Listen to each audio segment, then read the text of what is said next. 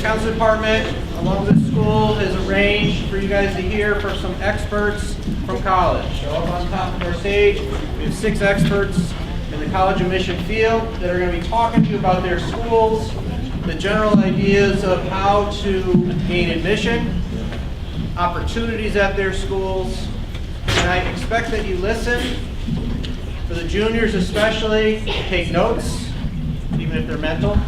Sophomores, 9th graders, 8th graders, this is a little bit down the road, but I'd like you to thinking about what can be. As you've heard from me before, our goal is that each of you will leave with a plan. And some of you, these schools could be the plan. As you know, there's over 3,000 schools in our country, so there's a lot of different opportunities. The schools we have represented here give you a wide variety. So with no further ado, we'll let our experts begin. Thank you.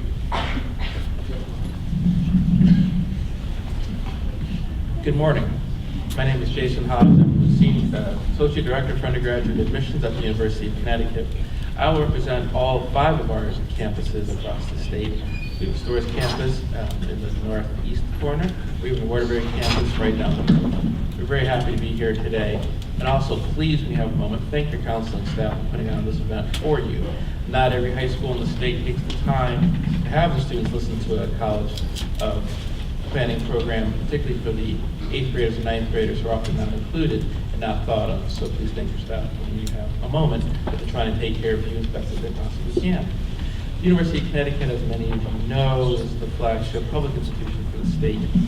We have around 25,000 undergraduate students located across 5 undergraduate campuses. We also have our own medical school, law school, medical school, and other graduate programs. We do our best to educate as many students as possible, with, of course, most competitive admissions going to the main campus of Storrs, but opportunities at other campuses that teach 4-year degrees or begin at Waterbury or Hartford or Avery Point or Stanford, then complete your program at the main campus of Storrs. We offer over 100 areas of study in business, agriculture, engineering, liberal arts and sciences, fine arts, nursing, and pharmacy. As an individualized major, if you don't know what you want to do or have multiple interests, you can create your own individualized major at the university. Having a major is not required when you apply. You can be undecided when you apply to the university, and we help you figure out what best suits you. We offer a wide variety of options and activities, over 600 clubs and organizations. We offer a wide support for career counseling, internships, opportunities as well as job placement.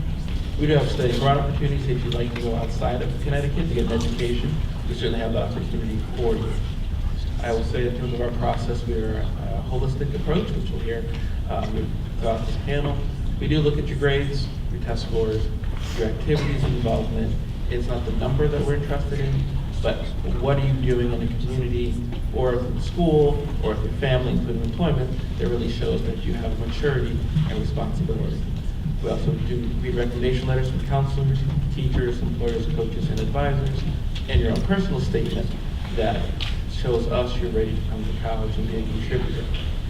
I will say, as we have more applications each year, they're not coming from out of state, they're coming from in-state. And the competitiveness is that more people are staying closer to home. One thing I want to counsel you, particularly those in the 8th and 9th graders, hints from today is other high school students are pushing themselves and accelerating their learning and really trying to be competitive. Please be prepared to match them and stay on par. It is not out-of-staters that are affecting your admissions. It's more interest in Connecticut that really affects the number of spots we have today. We're all going to speak, so we'll get to Q&A later, but please know Storrs is around a B plus A minus average, regionals around a BB minus, our mid-range, our average SAT this year for Storrs is around 1337, and for our, we're 29 ECT, and for regional campuses around, let's say about 1,000, 1,200 with a range, or say roughly around 23 to 27, and generally BB minus average, but there's more to come. Thank you for coming today.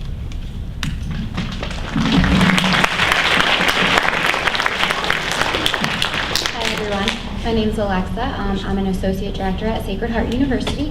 Sacred Heart is located in Fairfield, Connecticut, so about an hour away from you guys. We're considered a medium-sized university, surrounded by a 36-hole golf course. We have about 5,000 undergraduate students on campus and about 7,000 with our graduate students as well. We have 5 colleges that you can study under. That includes your College of Arts and Science, your College of Business, health professions, as well as nursing and education. We're very well known for our nursing program as well as our graduate programs for physical therapy, occupational therapy, and physician assistant. We have a small class size, average of 23 students in a class. The most you'll have in a course is 30. And an internship would be a requirement before you graduate. So you'll definitely have that hands-on experience before you leave Sacred Heart. If you are undecided, we do have our career placement office where they have a major in success program. So starting your freshman year, you'll work with a career counselor so that you can declare a major by your sophomore year. Outside of the classroom, our students are definitely involved on campus. We have 32 Division I sports. We have just as many club sports and intramurals. We have a full range of performing art opportunities on campus. We put in over 100,000 hours of community service every year, both in the local community and abroad. We have our own campus in Dingle, Ireland, and also in Luxembourg, but we have over 50 other places that you can study. And aside from that, we also have a wide range of clubs, both academic and volunteer-based. Most of our students are living on campus. About 90% of our freshmen are on campus, about 80% total student body, so it's definitely an active community. When you start thinking about the application process, it is a holistic review, like was mentioned, but pretty much our academic profile right now, the average GPA is a 3.4, average SAT score is an 1150, but we are test optional, and some schools might start telling you that as well. So you do not need to submit your test scores, but I think that's definitely a conversation to have with the school when you're starting to consider that. Thank you.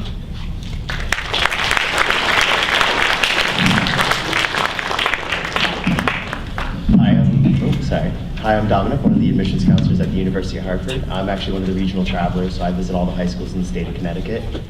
The University of Hartford, we're located in West Hartford, Connecticut. We actually sit on the town lines of West Hartford, Hartford, and Bloomfield. We're about 4,500 students full-time undergraduate, kind of puts us on like the small end of a medium-sized school. We, at our very core, are a liberal arts college, which just means that we have a lot of different programs and everything.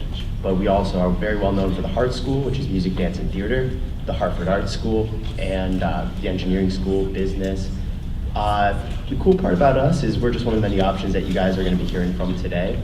Our admissions process is kind of similar to a lot of the other schools you'll be hearing about. We are a rolling admissions cycle, so we will be taking applications from kind of like the start of the application season in September all the way through to April, receiving applications. We are a free application during the regular part of the cycle, so kind of keep that in mind when you're looking at different schools comparing across. We are a holistic review, which just means that, again, we're looking at everything on your application profile, from your SAT and GPA to other aspects of things that you've done during your undergraduate experience, during your high school experience. So just keep in mind that when you are applying, there's no single one number that does define you. And you just gotta kind of, look at the different schools, look at what they're accepting, and keep in mind that you don't have to be limited by just one number on your application. We do have study abroad programs. I'm going to be a huge advocate for study abroad. No matter where you guys go to college, definitely do it. I did a full year abroad, so you should really consider it. It's a really cool opportunity.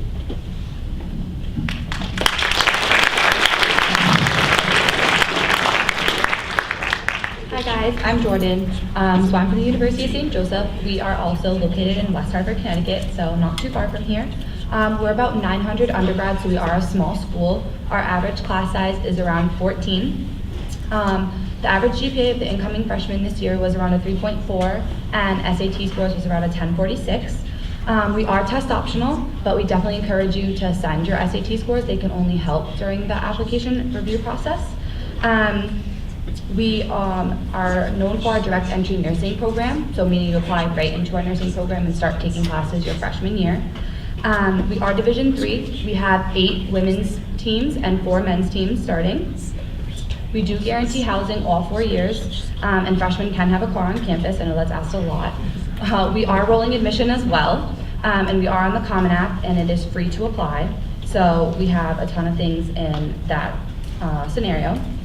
One thing we do like to share is that once you graduate from this institution, about 95% of our graduates are enrolled in grad school or are working full-time within 6 months of graduating. So that's something we really like to share with everybody, because you want to use your degree and do something with it, so that's great. But yeah, other than that, like I said, we're on the Common App, so it's easier for you guys, and it's something you guys can do quickly and go from one school to the next. So yeah, that's pretty much it.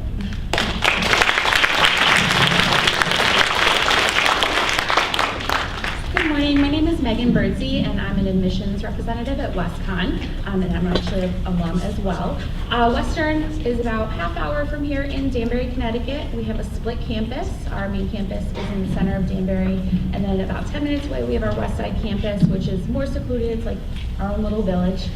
We do have a shuttle service that runs back and forth between the split campuses, and freshmen are also allowed to have their car on campus all 4 years. Western is a smaller, medium-sized school. We have about 4,500 undergraduate students on campus.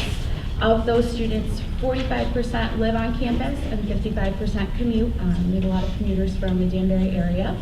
As far as admissions are concerned, we are rolling admissions. We offer SAT optional, but as Jordan said, submitting your SATs definitely helps your application.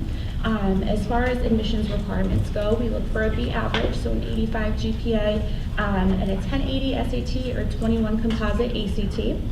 Among our most popular majors, we have communications, justice and law administration, nursing, visual and performing arts, and psychology. We are Division III for sports, and we actually just added 4 new sports teams for the fall, including men's swimming and diving, men and women's cross country, and men's golf.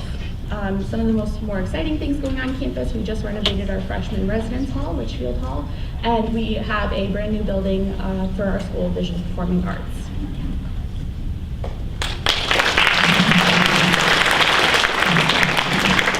Well, good morning.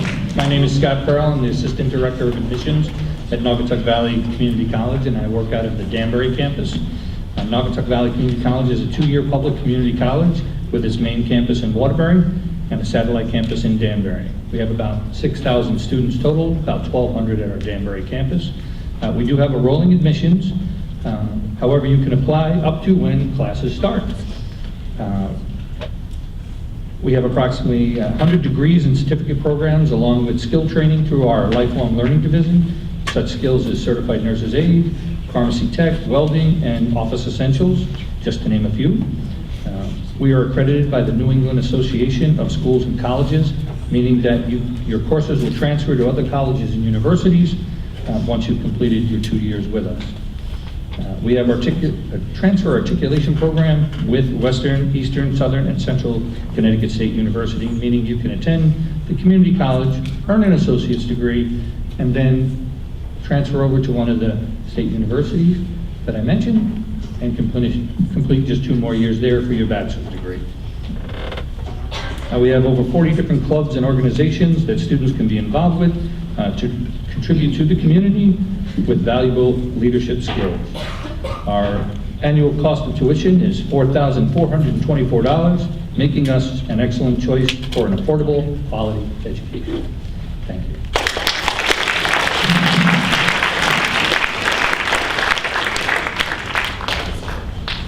So next up, we have some questions that was generated from a survey that you guys did with Mr. McManus.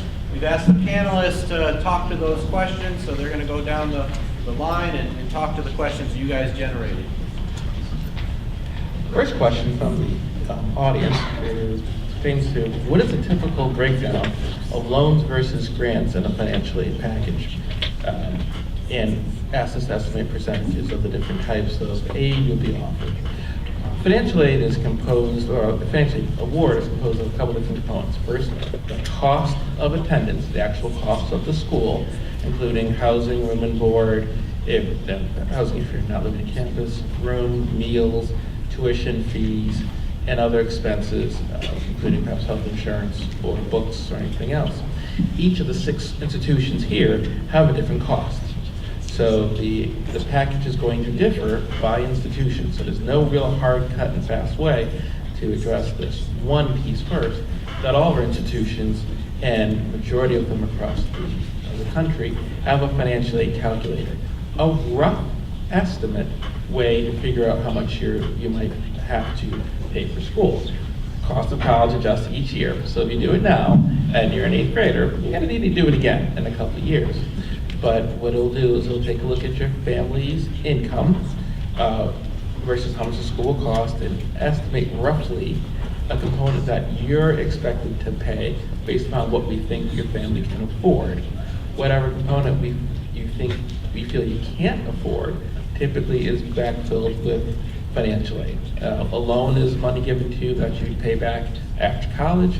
A scholarship is one, whether it be for athletics, for merit, which means your smarts and how you demonstrate them, or even performance for those of you with fine arts talents or abilities.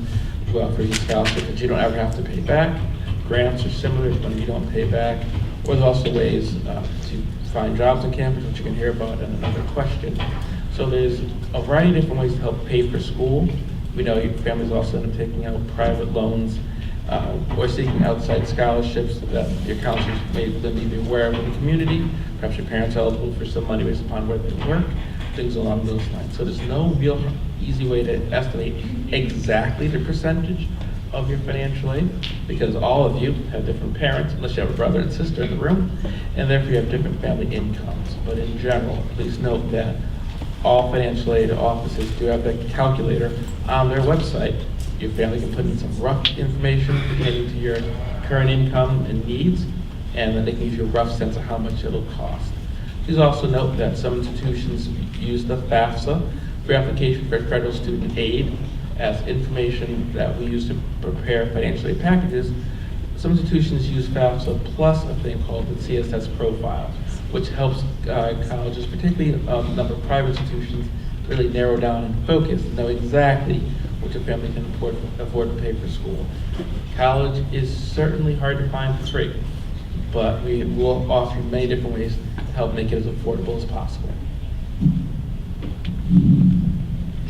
Hi, so I'm going to talk about demonstrated interest and what that kind of means for a school. At Sacred Heart, we are that smaller school, and it's something that we definitely take into account when they're referring to the holistic review of your application.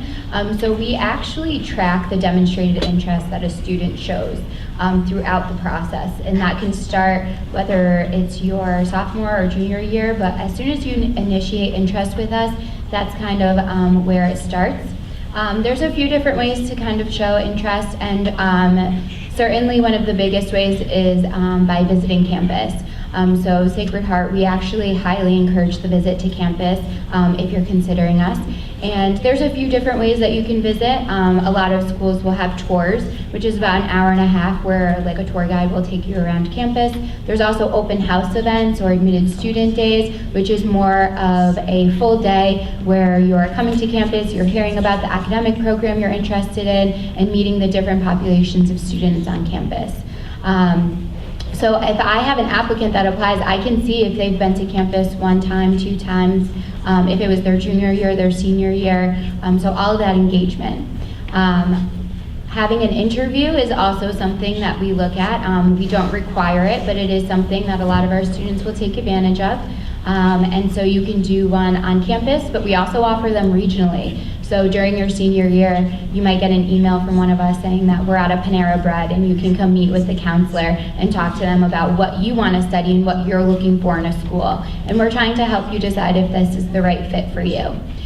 So interviews can definitely go a long way, especially if you're a student who might be just under that academic profile that a school is reporting that they're looking for. If you kind of want to put that face to a name for the counselor, I would definitely encourage scheduling interviews if the school offers them. And then also just responding to emails or reaching out to admissions counselors. If you have questions, I think it's always better to ask than to assume. It can get pretty hectic when you're trying to manage and apply to 5 different schools at once. All of us have our own deadlines, all of us have different ways of offering programs, etc. So when I go to review an application, even if it's just the name, I'm like, I know this student is interested in us. I know because they've emailed me once or twice, 3 times throughout the last few months. And so that can kind of be communicated to us. So there's different ways of showing demonstrated interest, and different schools look at it differently. I think we definitely are one of the ones that really put emphasis on it, maybe compared to some others. But I think if you're looking at your top 1 to 3 schools, it's definitely worth taking the time to show that you're interested in them, and going to the visit them at least 2 times, or emailing the counselor and asking the question that you want to know more about. So, thanks. I'm going to talk a little bit about some of the programs that are offered to help adjust the student life. I'm not going to lie, when you guys are going from high school to college, the transition can be a little bit difficult, and a lot of students worry about kind of fitting in or getting to know the university. So a lot of schools have a lot of different things in place that are there to kind of ensure that that transition between high school and college goes as seamlessly as possible. The first opportunity for a lot of students is going to be the orientation process. When you guys enroll and deposit at whatever future university you decide to go to, there's typically a day before classes start that you come on campus, you meet people in your program, you meet some faculty, you get an idea of the different courses you'll be taking, as well as kind of how your 4 years will look, and then you're able to sign up for your first year student classes. It's often at this time that you get to meet a lot of people in the program with you, and depending on when your orientation is scheduled, you can decide to end up going forward and rooming with someone that you meet during that process. There are plenty of other things that happen after the orientation process, which are there to kind of continue to ensure that you guys are having a good transition. Some schools have things that are called first year experiences, which is just an opportunity to make sure that the first year students are getting engaged. Different things could include courses that are just for first year students that are meant to focus on everything from collegiate writing, reading, test taking, and kind of skills in that set, to having a residential that has a theme to it. And those are called residential learning communities. You'll learn that a lot of colleges actually have that in their housing, and it's basically like an academic aspect to your residential living. It can be a really cool way to engage yourself in a theme like leadership, community service, and kind of have that in your residential living. And there are plenty of other opportunities as well to make sure you're kind of making that transition super easy. Everything from tutoring to reading and writing centers, working with librarians to learn how to research. All these kind of skills are addressed during first year experiences to make sure that you learn those things. Because, you know, the classes are going to expect that you're turning out work and writing and all that kind of stuff. And sometimes those skills aren't necessarily taught in classes, but are expected. So, you know, a lot of colleges will have classes that are meant to make sure that you can do the reading and writing. And then the last thing I will highlight is Res Life. I was an RA for 3 years. Working with your resident assistant can be a great opportunity to get engaged in the campus community. The RAs are there to make sure that you're going to, or that you can get involved in a club that's interesting to you, that you can go to games or just learn different things about the university. So when you guys do go forward at whatever college you end up kind of deciding on, make sure you talk to your RA, get involved, join a club, and have fun. All right, so I have the question, should we try to explain why GPA is weak, or what can we do to make up for it? I would definitely say, everybody pretty much at this table said there's no one number that's gonna push or pull you away, but if you do think your GPA is on the lower end, your application is something for you guys to write about yourself and to not leave anything out, and feel free to, okay, so when it asks you about classes, activities, we look at your application as a whole. So they'll look at what types of classes you took, any activities you were in, whether that be here in school or outside of school, any type of volunteering that you guys did, any jobs you may have had. Definitely try and sell yourself. This is the time where it's okay to talk a lot about yourself. I know that's kind of hard to do sometimes, but you really want to sell yourself to the school. It also might be hard to like think about things that you've done, and it might slip your mind. So you can sit down with your family at a table and think about what you've done from pretty much 9th grade till now. Your parents might recall more than you have because they probably had to drive you to and from a lot of it. So definitely feel free to pick their brains as well. But again, just adding that all to your application really does make it stand out in more ways than one.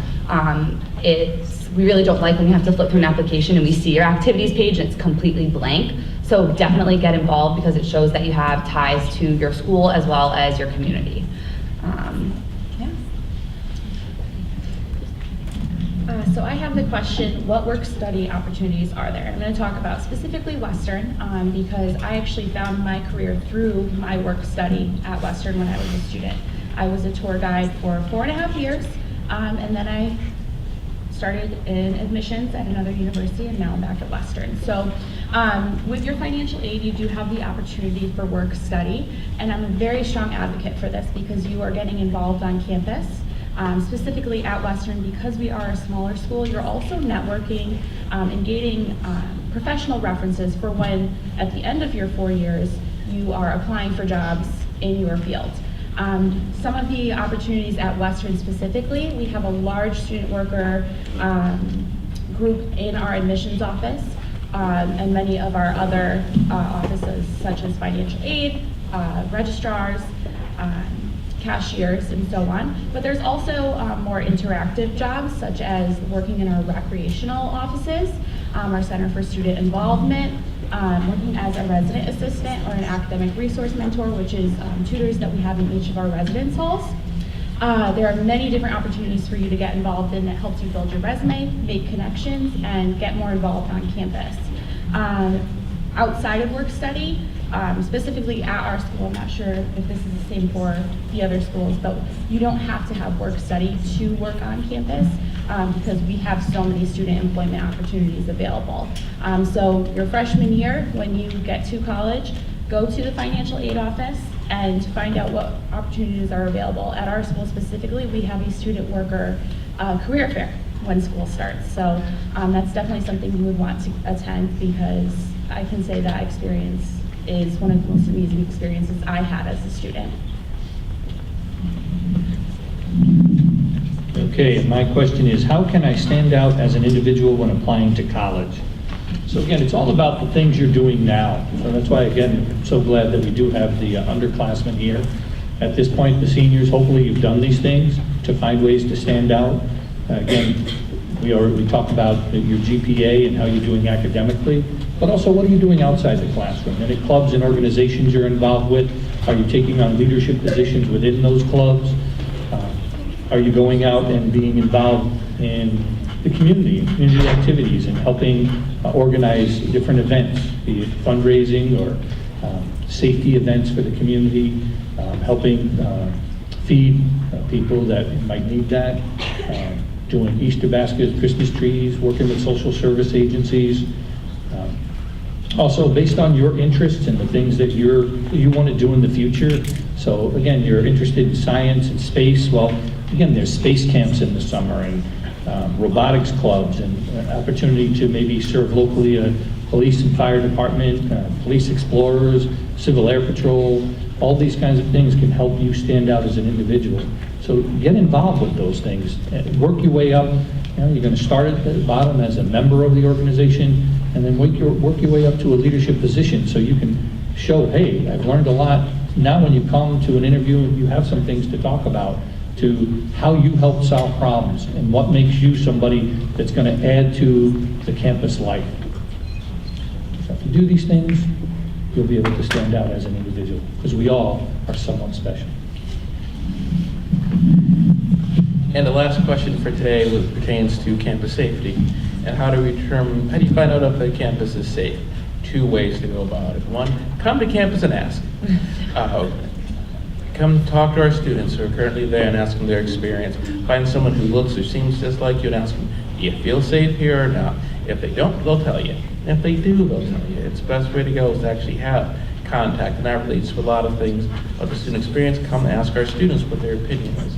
Also, all of our campuses have public safety, police security, police departments that monitor and protect the campus, and they are required to produce on their websites and in print copies of the crime report for the prior year, so you can get a sense of how many things happen on campus. I'm not going to pretend that nothing happens on a college campus, not to lie to you, but surprisingly, it's one of the most safest places in this region, and all the campuses here are very safe locations to go to school. All right, let's give them a big round of applause.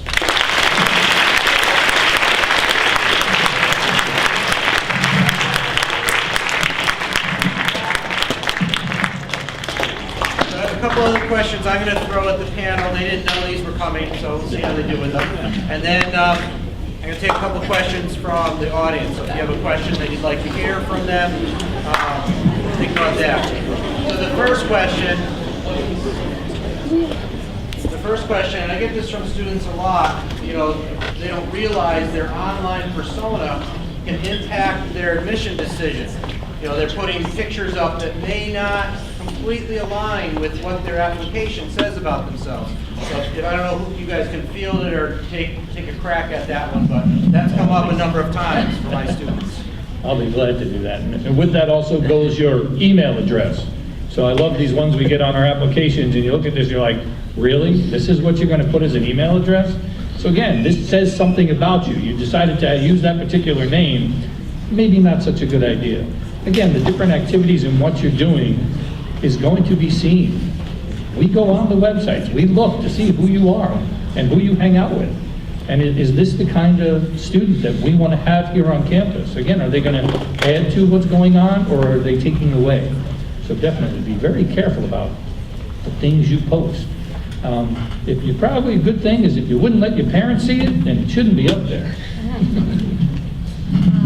Yeah, so we don't look at all of your, every Instagram account or Facebook page of all of our applicants, but when you start to follow, we have an Instagram account, and when you follow us, we follow you back. We can see what you post. I manage our social media accounts, and so your pictures do come up in our feed.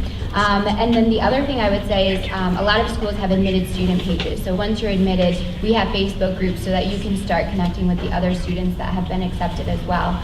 And there has been an instance where we've had to reach out and we've had to consider whether to withdraw that student because of what they were posting on our admitted student page. So be very aware of that. If you're actually posting on a school page, that is definitely being monitored. Also, I would add, just be aware, I know with Instagram and with Facebook, when you tag the location you guys are at, a lot of what we do on our Instagram and Facebook page is we will like to repost what students put up, or if it's a picture around campus, which is great. But when you click on that location, you see every picture that has come up posted from that location. So it's stuff not so good. Just as she mentioned, there are some actions that sometimes have to be taken, but just be careful. It is a great rule of thumb. If you don't want your parents to see it, you probably don't want us seeing it. Thank you. The bell's going to ring. We are not going back to class right away, so I will dismiss you once we're done. Many of our students look to play sports in college, and I know we didn't really hit on that directly, but many students are aspiring athletes, and they like to be collegiate athletes or club level. So we talk about that process at schools. We can grab that one. We don't have it. There we go. So I represent a Division I university, and for a variety of reasons, we have many students who come up and suggest that they would like to play for us at some point. Please know that Division I athletics is a very, very competitive process that does look significantly at your skill set starting fairly early on in the process. A general rule for D1 is if you're not hearing from coaches, not necessarily looking at you at this point. You may feel free to reach out to our athletics compliance office or to the recruiting coach